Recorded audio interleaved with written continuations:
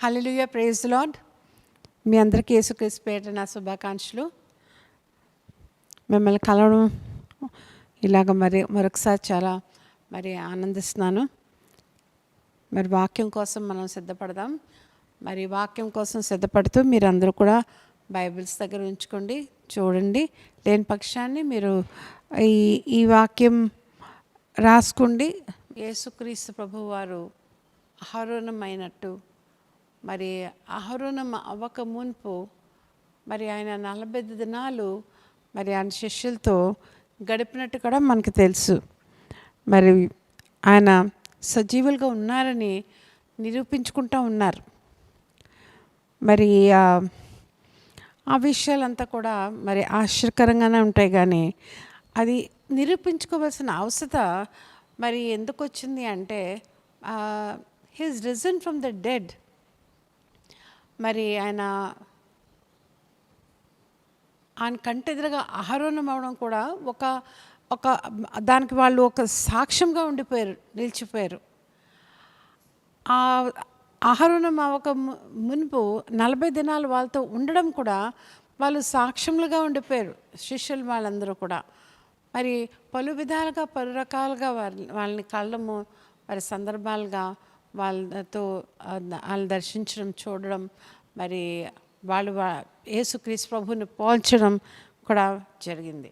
ఎందుకంటే ఎవరు కూడా లోక ప్రపంచంలో ఇది కల్పనార్థ కథలు, ఫిగ్మెంట్ ఆఫ్ ఇమాజినేషన్, ఇదంతా కూడా అబద్ధాలు, ఇది జస్ట్ ఊరికే అలాగా మప్పించబడిన మాటలు అనడానికి వీలు లేకుండా ఆయన జన్మమన్న పునరుద్ధానాలన్నీ కూడా వింతైనవి, సత్యమైనవి, జరిగినవి. హల్లెలూయా. ఆయన అహరోను కూడా అలాగ జరిగినదే. ఇవన్నీ కూడా చూసిన వాళ్ళంతా కూడా రాయబడిన విషయాలు అని చెప్పి, రాసి మనకు తెలుపబడిన విషయాలు అని చెప్పి మనం అర్థం చేసుకోవడానికి ఇవన్నీ కూడా మనము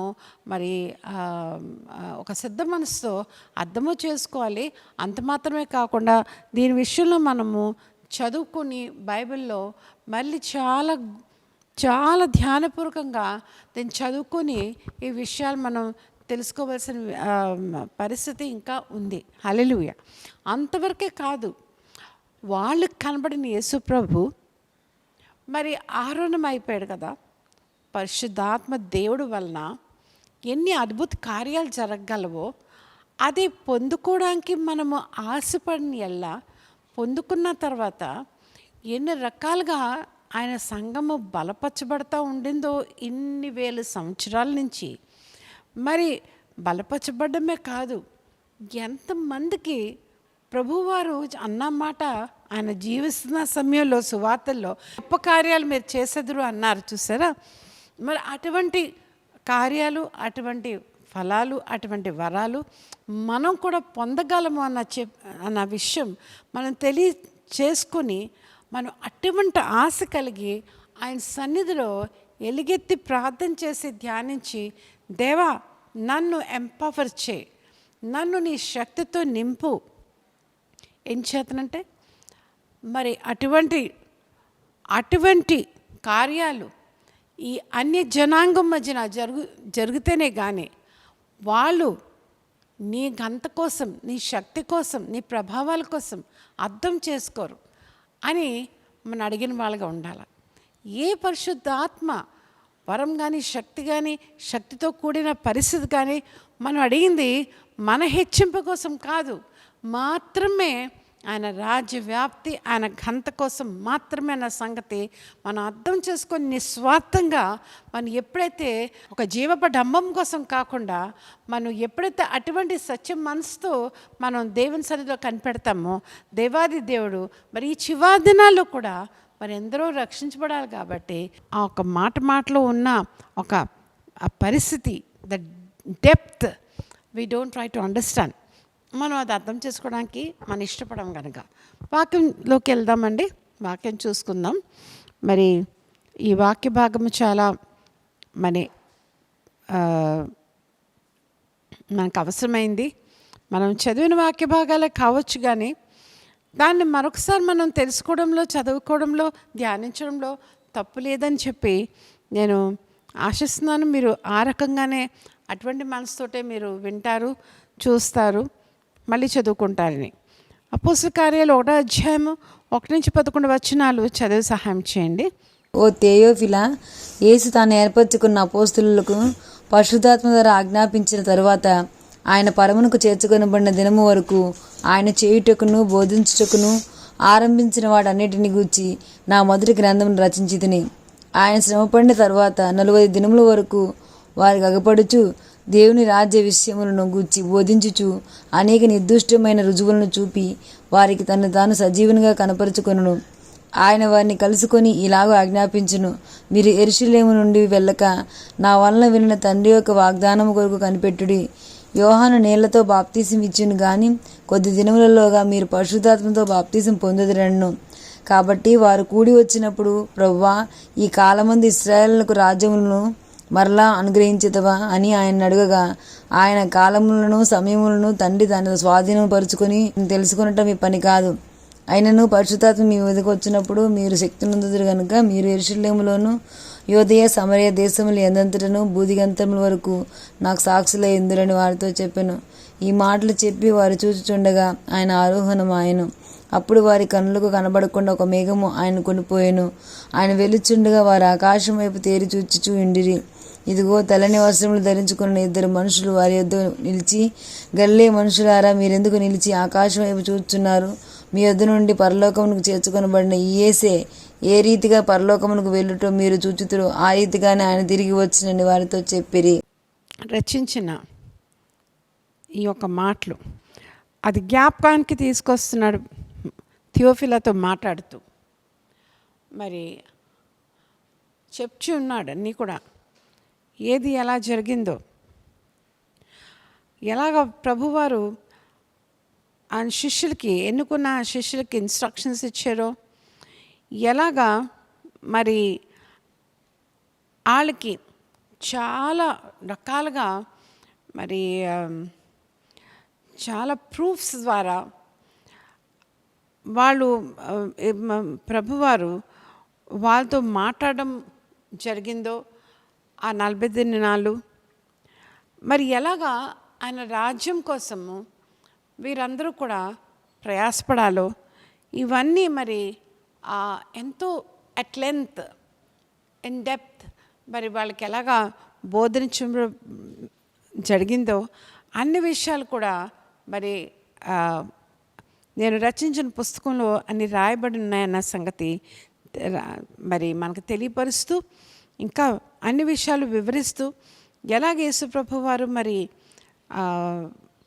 ఆహారం అవ్వడం జరిగిందో, అలా ఒక మేఘము కమ్మడం జరిగిందో, మరి ఎలాగ మరి ఒక ఇద్దరు గలిలయ మనుషులారా, మీరు ఎందుకు ఇక్కడ అలా చూస్తున్నారు? ఏ రీతిగా అయితే వాళ్ళు వెళ్ళారు మరి యేసు ప్రభు వారు ఆహరణమయ్యారో ఆ రీతిగానే మళ్ళీ రాబోతున్నారన్న సంగతి కూడా వాళ్ళకి తెలియపరచబడడం జరిగిందన్న సంగతి మరి మీకు తెలియపరుస్తున్నాను. మరి పునరుద్ధానము ఆయన ఆహరోనము అవక మునుపు, పునరుద్ధానము ఆహరోనికి మధ్యన జరిగిన ఈ 40 దినాలు ఒక అమేజింగ్ డేస్.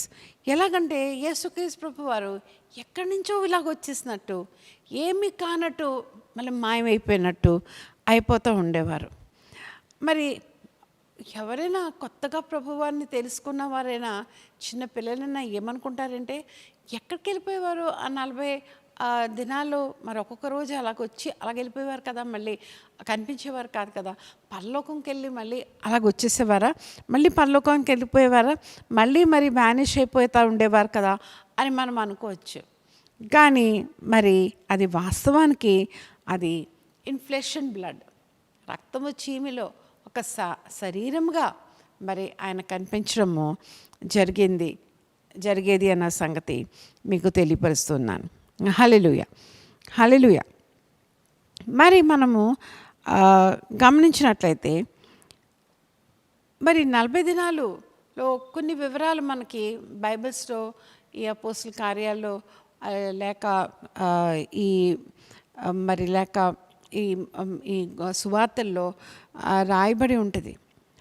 వారు మరి యేసుక్రీస్తు ప్రభు తో మాట్లాడిన తర్వాత పరిశుద్ధాత్మ కోసము ఎదురు చూడమని కనిపెట్టి దానికోసం ఎదురు చూడమని చెప్పడము, మరి వాళ్ళందరూ కూడా అట్టి రీతిగా ఎదురు చూస్తున్నప్పుడు కూడా మరి అపోస్తుల కార్యాలు మరి అదే అధ్యాయంలో 8వ వచనంలో మనందరికీ తెలిసిన మాట, ఆయనను పరిశుద్ధాత్మ మీపై వచ్చినప్పుడు మీరు శక్తి నొందరు, మీరు నాకు మీరు సాక్షిగా ఉండెదరు, మీరు యెరూషలేం, యూదయ, సమరయ, భూదిగంతం వరకు మీరు నాకు సువార్త ప్రచురింపజేసేవారుగా ఉండెదరు అని ఇవన్నీ మాటలు చెప్పి మరి వాడు నిజంగా మరి ఆ మేడగదిలో వాళ్ళందరూ కూడా దేవుని కోసము ఆ పరిశుద్ధాత్మ కోసం అంతగా వాళ్ళు ఎదురు చూసినప్పుడు మనం చూసినట్లయితే మరి నిజంగా ఈ కార్యాలన్నీ కూడా జరిగాయన్న సంగతి మనకి ఎంతగానో రుజువు అవుతూ ఉంది కదా. చూసారా, వాళ్ళతో కూడా తిన్నట్టుగా కూడా మనం చూస్తున్నాం. ఇదంతా కూడా ఒక ఇమాజినేషన్ కాదు, ఇది ఒక కల్పనార్థంగా ఒక మాత్రమే ఒక కళ రూపంలో, ఒక దర్శన రూపంలో జరిగిన విషయం మాత్రం అంతకన్నా కాదన్న సంగతి మరి మీకు తెలియపరుస్తూ ఉన్నాను. మరి మనకి తెలిసిన మాటలో మరి ఎఫెసీయులకు రాసిన పత్రిక 1వ అధ్యాయం 20-21 వచనంలో ఒకసారి మనం చూసినట్లయితే ఆయన ఎలా గెలిపారో, ఎలాగ మేఘం చేత మరి ఆయన మరి కప్పబడ్డారో, మరి వాళ్ళ శిష్యుల కోసం మరి ఎలాగ ఆయన తండ్రి కుడిపార్శ్వంలో నేను ఉంటాను మరి ఎలాగైతే మరి పరిశుద్ధాత్మ దేవుడు వాళ్ళ పైకి వస్తుందో ఇవన్నీ ముందుగా మరి ప్రభువారు చెప్పినట్టుగా మనం చూస్తూ ఉన్నాం. హల్లెలూయా. కాబట్టి మనము మరి దీన్ని మనం ఎలా మరి పరిశుద్ధాత్మ దేవుడు యోహాన్ అయితే మరి నీటితో బాప్టిజం ఇచ్చాడు, కానీ ఆ పరిశుద్ధాత్మ దేవుడు వచ్చిన వాడు మీకు పరిశుద్ధాత్మ వలన మరి బాప్టిజం ఇస్తాడని చెప్పి, అగ్నితో బాప్టిజం ఇస్తాడని చెప్పి అని ఎంతగానో మరి తాటితెల్లగా మరి రాయబడింది నా సంగతి కూడా మీకు తెలియపరుస్తున్నాను. హల్లెలూయా. కాబట్టి ప్రభువారు 40 దినాలు మరి ఎంతో అద్భుతంగా చక్కగా మరి వాళ్ళతో గడిపి మరి ఆయన ఆ రాజ్య వ్యాప్తి కోసం, ఎందుకంటే ఆయన మనకి ఇంకేం బాధ లేదు, ఆయన ఒకటే పని కోసం వచ్చారు, ఏంటంటే మరి ప్రజల్ని రక్షించాలి, పాపం నుంచి విడిపించాలి, సాతాన్ని మనం పాపం అన్న ఆ ఒక మూటని, ఆ డెట్ని, ఆ రుణాన్ని మరి తీసివేయాలి. అది అలా చేసేసారు ఆయన మరణం ద్వారా. మేకలేసి కొట్టేశారు దాన్ని, మన ఆత్మీయ మరణాన్ని కూడా మరి తుడిచివేశారు. ఏమండి, సాతాను పైన గొప్ప జయాన్ని పొంది మరి వాడొక శక్తిని మరి నిర్మూలన చేసి మరి వాడిని ఒక దిగంబరంగా చేసి మరి ఆ ఒక వీధుల్లో ఈడ్చినట్టుగా చేశాడు. హల్లెలూయా. మరి కాబట్టి మనం చూసినట్లయితే యేసుక్రీస్తు ప్రభు వారు ఆరోహణం అయిపోయిన తర్వాత లూకా సువార్త ఒక్కసారి 24-52 వచనాలు చదివి సహాయం చేయండి. వారు ఆయనకు నమస్కారం చేసి మహా ఆనందంతో యెరూషలేమునకు తిరిగి వెళ్లి ఎడతెగక దేవాలయంలో ఉండి దేవునికి స్తోత్రము చేయుచు ఉండిరి. వాళ్ళు ఆయనకి నమస్కారం చేసి ఆఫ్టర్ వర్షిపింగ్ హిమ్ వాళ్ళు యెరూషలేం తిరిగి వెళ్ళి మరి ఎంతగానో ఆనందంతో ఉత్సాహంతో మరి వాళ్ళు అందరూ కలిసి మరి ఆ రకంగా ఎడతెగని ప్రార్థన చేయడం ప్రారంభించారట. మరి ఒక్కసారి ఇక్కడ మనం ఆగి మరి దానికి కొన్ని దినాల ముందు జరిగిన విషయాలకి మనము వెనక తేరి చూసినట్లయితే మనకు ఒక అర్థమవుతున్న పరిస్థితి మనం కంపారిటివ్గా చూసినట్లయితే మరి మనిషి కుమారుడు అప్పచెప్పబడతాడు, మనిషి కుమారుడు ఈ రకంగా బాధించబడతాడు, ఈ రకంగా మరి నేను అప్పచెప్తానంటే ఇస్కరియోతు యూదా కూడా అడిగినప్పుడు మరి నాతో చేయి ముంచిన వాడే నన్ను అప్పచెప్తానంటే అవునండి సత్యము, అది నిజము, నువ్వే అన్నట్టుగా మరి చెప్పబడడం కూడా జరిగినట్టుగా మనం చూస్తున్నాం. హల్లెలూయా. మరి ఇంకా మనం చూసినట్లయితే మరి మీరందరూ కూడా మరి ఆ రకంగా జరుగుతున్నప్పుడు మరి మీరందరూ నన్ను విడిచిపెట్టి వెళ్ళిపోతారు సుమా, పారిపోతారని కూడా మరి చెప్పారు. మరి ఎవరేం చేసినా కానీ నేను మాత్రం అలా చేయనని మరి పేతురు మాత్రము ఎంతగానో ధైర్యంగా చెప్పాడు. అలాగా అసలు జరగదు అని చెప్పాడు.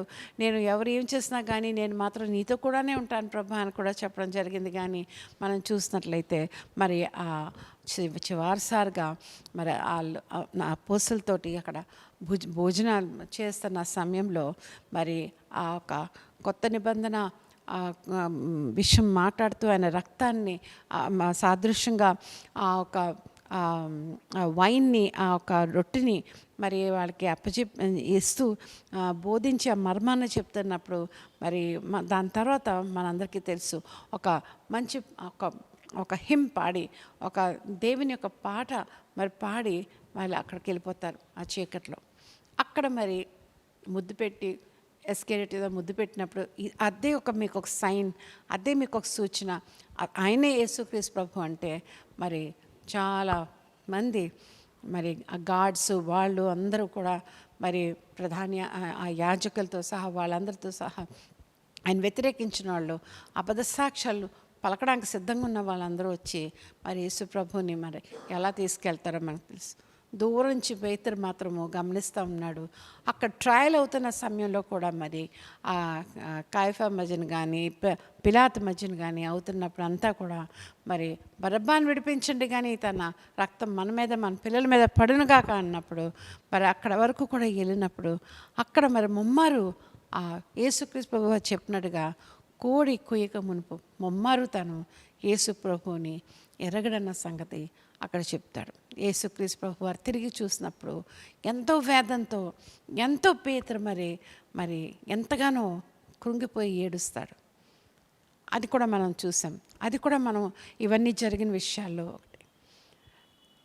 ఇస్కరియోతు యూదా అయితే నేను పరిశుద్ధ రక్తాన్ని చిందింపజేసిన వాడిని అన్నట్టుగా తను పశ్చాత్తాపం పడ్డాడో లేదో కానీ మరి తను ఏం చేసుకున్నా ఆత్మహత్య చేసుకున్నాడు.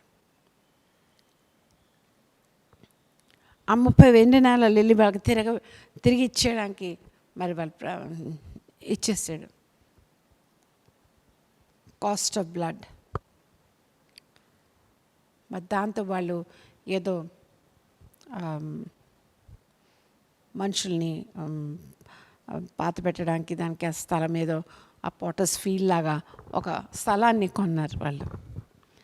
ఎంత భయంకరంగా వీళ్ళందరూ కూడా దాక్కుంటూనే ఉన్నారు.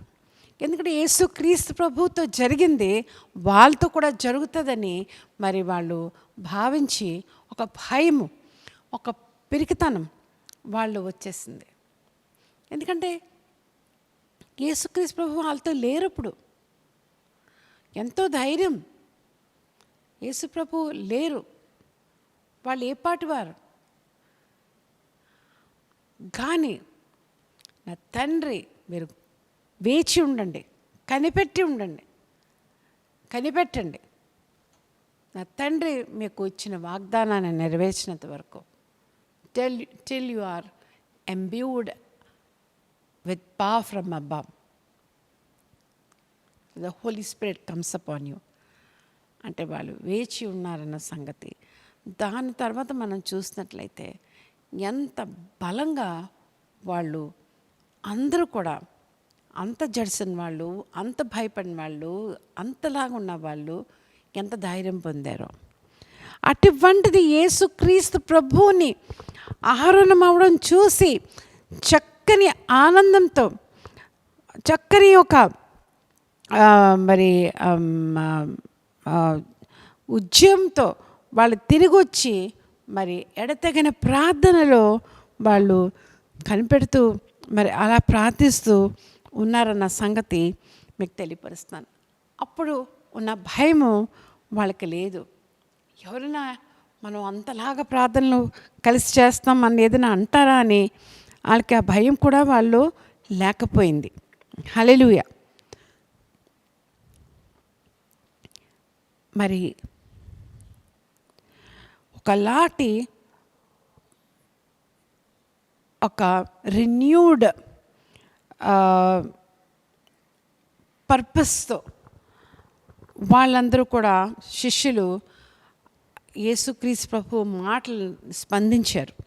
రిన్యూడ్ పర్పస్తో అంటే ఒక ఫోకస్గా ఒక చేయవలసిన, ఇంకా ఎట్టి ప్రాణం పోయినా కానీ ఒక ఆ పర్పస్ అనగా ఆ ప్రణాళిక, ఆ ఒక పని మేము ఎట్టి పరిస్థితులు కూడా మనం చేయవలసిందే అన్నట్టుగా ఒక గురితో వాళ్ళు ఆ డిటర్మినేషన్తో వాళ్ళు బలపరుచుకున్నారు. హల్లెలూయా. ఎంత మరి గొప్ప సంగతి అన్న సంగతి మనం చూస్తాం. చూడండి, మరి మనం ఇంకొక 2 మాటలు చూద్దాం. అపొస్తలుల కార్యాలు 1:12-14 చదివి సహాయం చేయండి. అప్పుడు వారు ఒలీవల వనమనబడిన కొండ నుండి యెరూషలేమునకు తిరిగి వెళ్ళిరి. ఆ కొండ యెరూషలేమునకు విశ్రాంతి దినమున నడవదగినంత సమీపమున ఉన్నది. వారు పట్టణంలో ప్రవేశించి తాము బస చేయుచుండిన మేడగదిలోనికి ఎక్కిపోయిరి. వారెవరనగా పేతురు, యోహాను, యాకోబు, ఆంద్రేయ, ఫిలిప్పు, తోమా, బర్తలోమియ, మత్తయి, అల్ఫాయి కుమారుడగు యాకోబు, జెలోతు అనబడిన సీమోను, యాకోబు సహోదరుడగు యూదా అనువారు. వీరందరూ వీరితో కూడా కొందరు స్త్రీలను, యేసు తల్లి అయిన మరియయు ఆయన సహోదరులను ఏకమనసుతో ఎడతెగక ప్రార్థన చేయుచూ ఉండిరి. ఎడతెగక వాళ్ళందరూ కూడి, ఆ శిష్యులు మరి మిగతా వాళ్ళందరూ కలిపి మరి ఆ మేడగదికి పోయి అక్కడ ఎడతెగన ప్రార్థన చేయడం ప్రారంభించారు. మరి ఇప్పుడే మీకు అంతా కూడా మీకు మరి చెప్పడం జరిగింది. అలాగే మనం అపోస్తలుల కార్యాలు మీరు 2వ అధ్యాయము మీరు గృహాల్లో చక్కగా చదువుకోండి. మరి అందరూ కూడా మనం చూసినట్లయితే పరిశుద్ధాత్మని అని పొందుకున్న తర్వాత మరి వాళ్ళు ఎంత బలం పొందారంటే, వాళ్ళు లోక ప్రపంచానికి వెళ్ళి మీరు సువార్త ప్రకటించండి, తండ్రి కుమార పరిశుద్ధాత్మ పేరట శిష్యులు చేయండి అని చెప్పిన ఆ మాటను పాటిస్తూ మునుపుడున్న భయమంతా పోయి మరి వాళ్ళు మరి ప్రార్థన మరి వాళ్ళు సువార్త ప్రకటించడం ప్రారంభించినట్టుగా మనం చూస్తున్నాం. హల్లెలూయా. కాబట్టి ఎన్నో రకాలుగా మరి దర్శించిన ప్రభువారు మనం చూసినట్లయితే ఆ చేపలు పడుతున్నప్పుడైనా కానీ, వాళ్ళతో కలిసి మరి భోంచేస్తున్నప్పుడైనా కానీ, ఇమ్మాయు ఒక గ్రామానికి యెరూషలేము నుంచి వెళ్తున్నప్పుడు 2 వ్యక్తులు అక్కడ జరిగిన సంఘటన మాట్లాడుతున్నప్పుడు మారు వేషంలో మరి యేసు ప్రభు అని తెలియలేనట్టుగా వాళ్ళతో కలిసి వాళ్ళతో ఉండి తర్వాత మరి వాళ్ళ యొద్ద నుంచి మాయమైపోవడం, మరి ఇలాంటివన్నీ కూడా మరి జరిగినట్టుగా మనం చూస్తున్నాం. హల్లెలూయా. బైబిల్లో ఎన్ని విషయాలు మనము ఇవన్నీ ఎంతో చక్కగా చూస్తాం. కాబట్టి పరిశుద్ధాత్మ పొందిన మనం పరిశుద్ధాత్మ అసలు దాన్ని ఎంతో తేలిక చూస్తారండి. ఎంతో డినామినేషనల్ డిఫరెన్సెస్గా పరిశుద్ధాత్మ ఉన్నాడా? అసలు పరిశుద్ధాత్మ వరాలు ఉన్నాయా? పరిశుద్ధాత్మలో మనం మాట్లాడాలా? మన భాషల్లో మాట్లాడాలా? మనము అవి పొందుకోవాలా అని అనుకుంటాం. అది మనల్ని బలపరచడానికి, మనల్ని శక్తిమంతులుగా చేయడానికి ఎంత అవసరం. ఆ దినాల్లో దేవుని శక్తి అంత అవసరమైతే అది మరి ఆయన 2వ రాకడ సమయంలో ఎంతగా మరి భయంకరంగా దినాలు రాబోతున్నాయో, ఎంత భయంకరమైనవి మరి జరగబోతున్నాయో, ఆయన నమ్మిన వారు కానీ ఆయన పేరు పెట్టుకున్న వారు ఎంతగా హింసించబడతారో మరి మనం ఇవన్నీ కూడా చూస్తూ ఉన్నాం. మరి సంఘాలు కాల్చివేయబడ్డం ఏంటి, దేవుని సేవకులు చంపబడ్డం ఏంటి, మరి రకరకాలుగా మన వాక్యము, మన బైబిల్, మన ధర్మశాస్త్రం మన దగ్గర తీసివేయబడ్డం ఏంటి, మరి ఎన్నో రకాల హింసలకు గురవుతాం మనం. అప్పుడు ప్రభువుని మనం వదిలేసుకుంటారా? మరి మేము ఇచ్చిన ఏదైనా మీరు మరి మంచి మీరు పొందుకుంటారా అన్నప్పుడు మనము ప్రభు కోసం నిలబడగలుగుతామా లేదా అన్నట్టుగా మనము ఎలాగ ఉండగలుగుతాం? ఆ దినాన్ని మన భక్తి ఏంటి, మన విశ్వాసం ఏంటి, మన స్థిరత్వం ఎలాగుంటుంది మనం అర్థం చేసుకొని ఆ రకంగా పరిశుద్ధాత్మ శక్తిని పొందుకొని మనం కూడా గొప్ప సాక్షి బిడ్డలుగా, ఎంతనో రక్షించే వారంగా, ఆయన సువార్త ప్రకటించే వారంగా, వాళ్ళకి దేవునికి సాక్షి బిడ్డలుగా ఉంటూ మనం బ్రతకాలని ఆశపడుతూ ఈ కొద్ది మాటలు దేవుడు దీవించను గాక, మిమ్మల్ని దీవించను గాక. తలలు వంచినట్టు ప్రార్థన. పరిశుద్ధ ప్రేమగల మా తండ్రి, మా గొప్ప దేవ, ఇంతవరకు మీరు మాతో ఉన్న విధానం బట్టి నీకు వందములు, స్తోత్రం, స్తుతులు. వాక్యంలో మీరు ఉన్నారు ప్రభా తండ్రి. వాక్యం ద్వారా మీరు బిడ్డలతో మాట్లాడారని నమ్ముతున్నాను. అనేకలు చూసి నాన్న స్పందించబడి ప్రభా ఆ ప్రకారంగా జీవించే కృప దయచేయండి. వాళ్ళ కుటుంబాలు దీవించండి, వాళ్ళ ఆత్మీయ జీవితాలు దీవించండి. ఇంకా నాయన ప్రభా తండ్రి మీరు నాయన తండ్రి వాళ్ళని బలపరిచి అభిషేకించి నాయన వాళ్ళని నాయన ప్రభా తండ్రి దేవా నాయన ఈ చివరి దినాల్లో, భయంకర దినాల్లో బలంగా మీరు వాడుకుంటారని నమ్మిస్తుతిస్తూ యేసు పరిశుద్ధ నామములో అడిగి వేడుకున్నాను తండ్రి. ఆమేన్. Praise the lord.